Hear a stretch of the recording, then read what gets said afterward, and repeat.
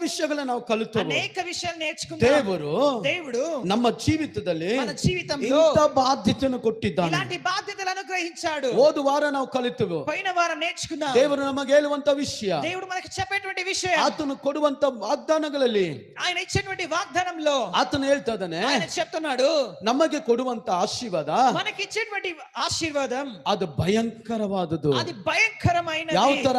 ఎలాగా? ಯಥಾರ್ಥವಾಗಿರುವಂತದ್ದು, యథార్థముగా ఉండేటువంటిది. ಅದು ಮಾತ್ರವಿಲ್ಲದೆ అది మాత్రమే కాకుండా ಆತನ ನಿಮಿತ್ತ, ఆయన నిమిత్తం, ಮೂರನೇದಾಗಿ ನೋಡಿದ್ವು, మూడోదిగా చూసాం, ನಮ್ಮ ನಿಮಿತ್ತ ಸ್ತುತಿ ಸ್ತೋತ್ರಗಳು, మన నిమిత్తమై ఆయనకు స్తుతి స్తోత్రములు. ಆ ದೇವರ ಮೇಲೆ ನಂಬಿಕೆ ಇಡಬೇಕು.